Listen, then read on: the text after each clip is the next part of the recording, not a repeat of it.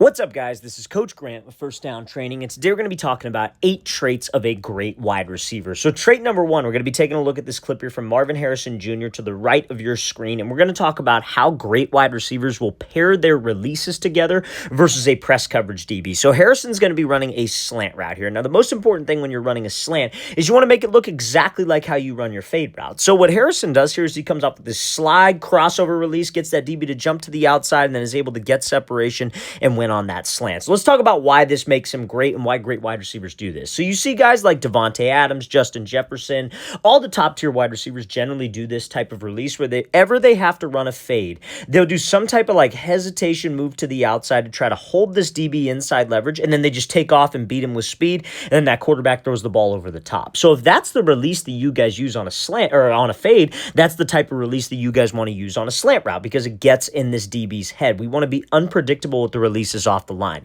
So how you do this slide release, you see how Harrison kind of picks up his front foot and steps. It's a step in place. I call that a prep step. And he pushes off of that foot and then slides to the outside. So when we slide, that DB's thinking, okay, I've seen this before. He's slid, maybe his job, like even if your job on a play, like I was watching a receiver for USC this past weekend who was doing this pretty much on every single run play, but he'd be going up against a DB and his job would just be to run the DB off, get him out of the play, and then the running back would run the ball, whether it was outside of the tackle or inside the numbers, but whatever. He was setting up his releases. So he would do a little slide, take off, and go. Even if the DB plays it well, okay, he's seen it before. That's how you're unpredictable, because if all your releases look relatively similar, this DB can't get a leg up on us. He doesn't understand what we're doing. He can't anticipate what we're doing, and he will always be a step behind. So the speed, the tempo, everything needs to be the same. So he slides to the outside, and then he just hits him with a plant off of his inside foot. So you step hard with the inside foot. It's essentially like you want to step in the direction you're going first, pushes off of that, there's a jab step to the outside to sell that fade even more so, gets that DB to move. DB honestly slipped. I don't think this has anything to do with the release, but you see the separation he's able to get, and that's all based off of the tempo, the slide, the angle, making things look the same off the ball, and that's what great wide receivers are able to do. Even if, like, let's say you're just a speed release guy, like let's say you have to run a fade, and your thing is just, okay, I'm going to take off with speed, and I'm just going to beat this guy to the outside. So if you have to run a slant, you take off with speed for 3 hard steps, flip this DB's hip, put the brakes on, and then cut back underneath him. So this is a perfect example of pairing your releases together off the line to get more separation as a receiver. Now, fellas, before we get into the rest of these traits, if you are a wide receiver or a quarterback watching this video and you would like to train with myself and my staff of coaches this offseason, we're going to be traveling out to 15 different cities across the entire country for 2-day-long QB and wide receiver training camps. So, guys, if you go to that very first link in the description below, that is where you can sign up. Again, we limit spots for all of these camps simply because we want to be able to work with each athlete individually, and we can't do that if a million people are there. So these camps will sell out, you guys, but we have available spots now, but these camps will start to sell out here very, very quickly, probably within the next couple months here, okay? So, guys, our next camp is going to be in San Francisco. Then we'll be heading out to Orlando, Phoenix, Arizona, Columbia, South Carolina, Seattle, Oklahoma, Nashville, Tennessee, Milwaukee, Wisconsin, Austin, Texas, Atlanta, Georgia, Denver, Colorado, Columbus, Ohio, Boston, Massachusetts, Salt Lake City, Utah, and finishing it off in Los Angeles, California. So, guys, local to one of those cities, we'd love to have you out. Very first link in that description below. Now, the second trait of a great wide receiver is being able to manipulate zone coverage, knowing how to win versus zone coverage based on the different routes that you have in your playbook. So this wide receiver here is going to be running like kind of a deep, skinny post versus a DB who's in zone coverage. So how you can tell a DB's in zone coverage is generally based on his stance and generally based on his eyes. So if he has a stance where he's kind of like tilted towards the inside, his eyes are to the inside, almost looking at the quarterback, or if he's like on the outside and there's a slot wide receiver and his eyes are looking at that slot, that can determine that it's man coverage. Generally when it's, or determine that it's zone coverage. Generally when it's man coverage, he'll be in more of a squared up stance facing you. His eyes will be located right on our hips. But if we have zone, there are a couple different ways you run your routes. And I generally base the routes versus zone coverage based on like inside breaking routes or outside breaking routes. So this is a post, so this is obviously an inside breaking route. And what you want to do when you have zone coverage versus an inside breaking route is you want to try to threaten something called the DB's blind spot, because that's what's going to widen him. Generally when a DB is in zone coverage, he's trying trying to maintain like outside leverage. Because when he's in zone, like let's say, for example, this is like cover 3. We don't know exactly what the coverage is because we can't say the full play. But let's say it's cover 3 or let's say it's cover 4, right? His job is to protect the deep third of the field, the deep fourth of the field. Don't let anybody get behind him. So he doesn't want a receiver to just run around him and get behind him because he's got no help over there. That is his zone. So there's an area whenever a DB is in zone coverage called the blind spot. The blind spot is the area between his back and the sideline. So if I have to run an inside breaking route, I need to threaten that blind spot to just widen him. Even if it's a little bit, that can help me get more separation. So some receivers will, like, what they'll do is they'll angle that stem really wide at this blind spot initially. Some receivers, like what this wide receiver does, is at the break point, he threatens the blind spot. He gives him a little cut to the blind spot, almost stepping onto his toes, closing the space, attacking his front hip. That's textbook as to how you would run a post versus zone. Because you see just a little bit of a hesitation, you see what kind of separation that could get us. That could get us like 1 to 2 yards of space, which especially at the NFL level, that's wide open, especially with how tight the coverage is. Now, let's say you had to run an outside breaking route, right? Because there's more than just inside breaking routes. What you would want to do is you would want to attack this DB's inside shoulder and inside hip. Like, let's say he had to run like a deep 12 to 15 yard out. He would come off the ball, he'd run hard, he'd attack that inside shoulder, inside hip. The goal would be to get this DB to open up his hips because, again, he doesn't want to get beat over the top, and then we'd cut back underneath him. You see guys like Justin Jefferson, whenever he runs an out route versus zone, he does a really great job of that. That's some film that you could definitely check out. So guys, you have to be able to run routes versus zone coverage because more often than not, especially if you're a middle school, youth, or high school wide receiver, you're seeing more so zone coverage than you're seeing man, so you got to know how to manipulate it, especially when you are playing on the outside. Now, the third trait of a great wide receiver is giving your quarterback space, running really, honestly, a quarterback-friendly route, especially when it's outside breaking. So this wide receiver is going to be running kind of like a deep corner route, if you will. You could think of it as like a corner route, maybe a sail route, or even an out route. But this receiver does a great job of getting skinny and not running away from contact, like just because he doesn't want to get jammed, obviously. But when you run away from contact, especially on outside breaking routes, and you take a really wide angle with your release, you're cutting down the amount of space that a quarterback has to lead you, or that he has to lead you. Because you got to understand, if you have a talented quarterback, like, and you give him space, he's going to be able to throw you a good ball. And we're only as good as our quarterback. If we don't give him space and he throws that ball and he even throws it on time, but we're running out of space, running out of real estate towards the sideline, DB could make a play. We're only as good as our quarterback, right? So let's watch this. So he comes off, closes the space, gives a move, but you see how tight he runs to this DB. He gets into him. We call that getting skinny, which essentially means you're trying to squeeze past this DB. You're trying to get hip to hip with him. So this DB is playing something called catch technique. Catch technique is when a DB is maybe like 2 yards away. Essentially what he wants is he wants this receiver to just throw like a jab step.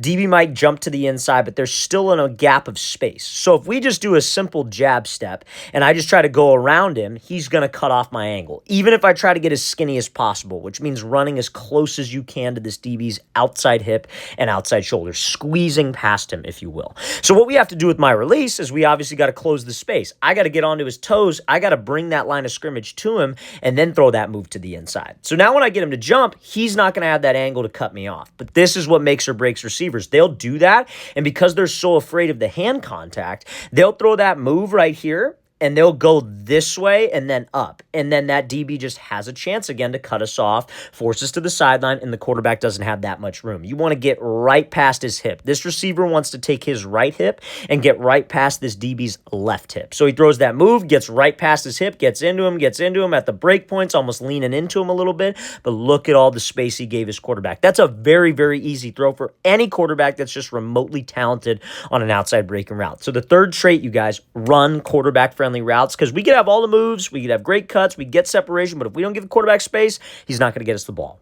Now, the fourth trait of a really great wide receiver is going to be the ability to sell double moves. So there are 3 things that go into a double move. Justin Jefferson's going to be running just like a simple corner post here. So let's play this thing full speed, then we'll break it down. So he obviously gets this safety to bite hard on the corner, breaks back to the post, and then he gets a ton of separation, as you can see. So let's talk about it, right? So guys, when you're running a double move, the 3 things that go into it is going to be your speed, it's going to be your stride length, and it's going to be your body language. Now, a lot of guys spend so much much time on double moves, and a double move is like an out and up, a slant and go. Your eyes are important, but they're not the most important thing, because like we talked about earlier in this, if a DB's in man coverage, what is he reading? He's reading our hips, right? He's not necessarily looking at our eyes. Yes, our eyes can help us sell with our hips and sell with our body, but it's not the most important thing, right? So when he breaks to this corner, I want you to pay attention to his hips and his shoulders.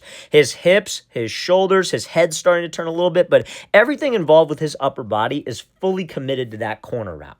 That's going to get a DB to bite. But you could do that, and a lot of guys, because they're preparing for the second move, like the first move is the corner, right? And they're preparing to break back to the post, which is hard to do sometimes, especially when you're moving with speed. They'll change their speed, and that's something DBs are taught to look for. If I'm a DB or a safety or whatever, I'm not believing that you're running that corner if you're not accelerating into the corner. So you need to make sure that off of that cut, off of this cut where he breaks to the corner route, you're pushing off of this foot to get you some speed. Then we got to cover ground, because if you push and you're trying to go fast, but you take these super choppy steps and you're not gaining ground, I don't think you're running corner, and I'm going to be expecting the double move. Especially if you're a team that runs a lot of double moves, defenses prepare for that. They know, okay, they love to run a corner post. They love to run a slant and go, so be aware of that. And a smart DB coach or a smart DB will be like, okay, anytime he runs a slant and go, he shortens up his strides. His body doesn't fully commit. When he runs an actual slant, his body fully commits. So they look for those indicators on film, and we can't have any of those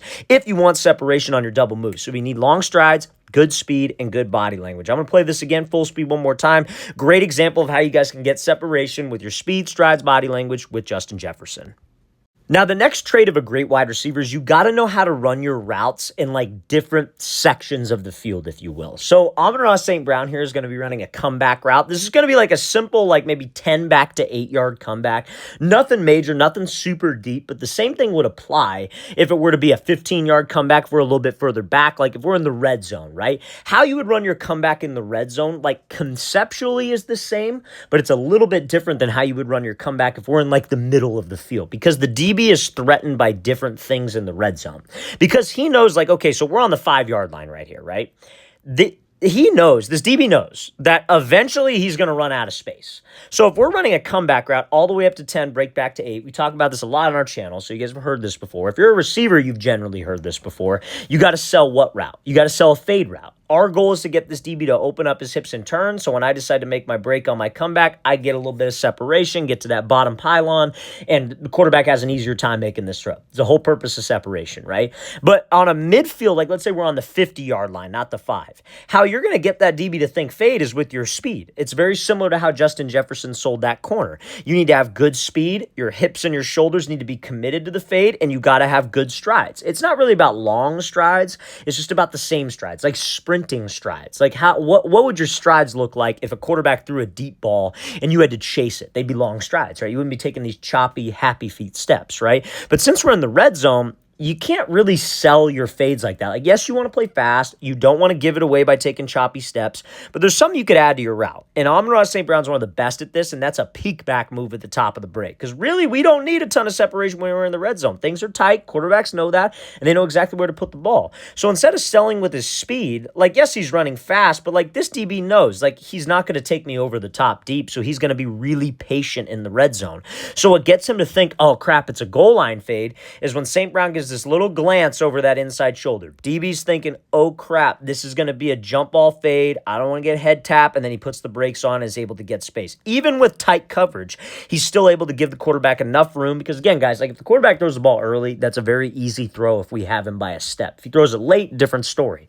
But that, you got to know the difference, fellas. It's the same thing with like a slant. Remember we showed that slant with Marvin Harrison? Right? And I talked about that diamond release if you were a speed release guy. So like, let's say, for example, on your like goal line fade, you just take off with speed to that back pylon, quarterback throws you the ball.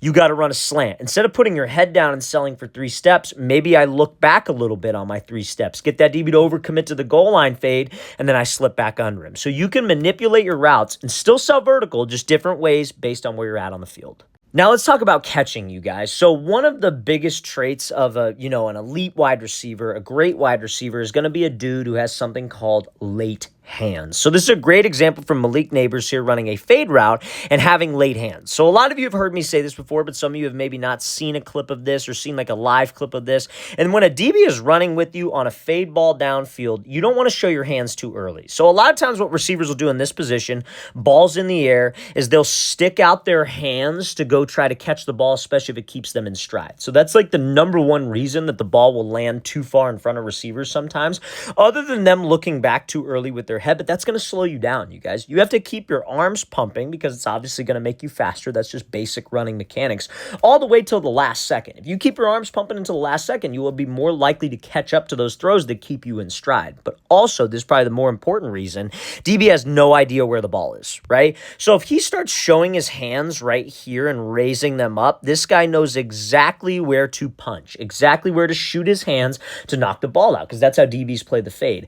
Some DB coaches will teach guys to look back for the ball, but in like this situation where they're chasing and they lost off the line, they're playing us and they're playing my hands. So the later I show my hands, the better. You see how he shows his hands last second almost right at his chest, catches the ball, puts it away quickly. DB does not have a chance to knock this ball out. He shows it any earlier, DB knows exactly where he is going to play the hands and try to knock that ball out. And that's why a lot of guys will drop the ball on fade balls. They secure it, but a DB will knock it out because they show their hands too early. So if you want to be a great receiver, especially downfield when it comes to catching, you have to make sure that your hands are late, and this is a great example from Malik Nabers doing exactly that. Now, the next trait of a great wide receiver, fellas, is the ability to react. So this receiver is going to be running a fade route. So generally on fade routes, you guys generally, probably 95, 98% of the time, you want to release where? You want to release outside because it's a fade route. Even if that DB is like outside leverage sometimes, like generally your fades, more often than not, are mandatory outside releases, so you have to get to the outside. But sometimes you can get away with taking an inside release if your coach doesn't make it clear, like, hey, this is a mandatory outside release. Generally, when it's a mandatory outside release, it's when you have a slot receiver, a running back, a tight end running something to the flats, because our goal is to get the DB to turn his back so he can't play both of us, right? You take an inside release, and the quarterback throws the out route, he could come off and blow up the slot, right? So if it's like a play like 4 verts, or maybe we have a post from the slot, like a deep drag, whatever, you could probably get away with taking an inside release. But I want to showcase the ability that this receiver has to react on the fly, because great receivers have to be able to do that. Sometimes you have a plan off the line of scrimmage. You come up to the line and you have a plan of what you want to do based on how the DB's playing. So this DB's like head up coverage. He has to run a fade. So he's probably thinking, okay, I'm going to close the space and then run to the outside. Now, when he starts to close the space, that DB really overcommits to the outside. So Slayton just puts the brakes on, takes the inside release, and is able to stack him. There's no difference of him ending up right here than if he were to take the outside release and win. That is textbook right there, you guys. So if that DB takes away our initial plan of us releasing to the outside, overcommits, don't be afraid, just put the brakes on, use the backup plan, and take that inside release. It's the same thing if you had to run like a dig route, for example. Like, okay, let's use an outside breaking route. Let's say he was out of the slot and he had to run a corner route, right? And you have this DB lined up just like this. I'd want to close the space, outside release, and run my corner. It'd be a lot easier to run a corner with an outside release than an inside release. But if I close that space with him and then he overcommits to the outside, okay, I'm not just going to keep forcing it and not give the quarterback any room, like what we talked about earlier in this video. I'm going to put the brakes on. I'm going to take that inside release and I'm going to try to stack him and then give my move. Or he stays right with me hip to hip and I throw him by and I cut underneath him, but I gave the quarterback room to lead me. So you have to be able to react as a receiver. If you can't react as a receiver, you are going to be very limited with the releases that you decide to use off the line of scrimmage. So that's a great example of being able to react on the fly when that DB's in off coverage. Now, the last trait of a great wide receiver, fellas, is the ability to have releases that allow you to react off the line versus press. So that last example was a DB who was like 3 to 4 yards off. You close the space, he jumps, it's a little bit easier to react. But sometimes versus press coverage, you might get the same type of look. And it's more often than not when a DB's in head-up press. Because we talk a lot about leverage, right? So like I talk about like if a DB's inside shade and you have to run a post route, you'd attack his leverage, release outside, try to stack it. That's like generally what we teach on a post versus inside shade press. And DBs are smart because they're not going to show their leverage pre-snap because that gives the receiver the upper hand. So they might come out and head up press and disguise what they're doing. Ball snapped, receiver does a release. He's going to jump to the inside and protect his leverage. He's going to jump to the outside, protect his leverage outside, whatever his responsibility is on that play. So you sometimes have to have releases as a wide receiver that will allow you to react even when the DB's in press, right? So that's this release that Keenan Allen does here called a split release. So a split release where your inside foot goes out, a back foot goes up. And then you see how he's able to get separation on that slant based off of a reaction. So he splits. Remember, your inside foot goes out, back foot goes straight up, both feet come to balance. Because right here he's gathering info on this DB. How is he playing? Is he going to stay? Is he going to shade outside? Is he going to shade inside? Because let's say this DB jumps to the inside. What Allen's going to do is attack his outside shoulder, get that DB to open up, and then cut back underneath him. That diamond release, that same release that we kind of talked about with that Marvin Harrison clip. Now he splits, DB sits. Okay, cool. What I'm going to do is I'm just going to take the inside release and then bam, break to my slant. And it's all a reaction, fellas. So this split release is something I recommend that all receivers have, especially versus head-up press. Any receiver that I train, this is the release that I teach them to use versus head-up press because you have so many options. You can react a lot of different ways because your release, when your feet come to balance, you can release outside, you can release inside because you are in that balance position.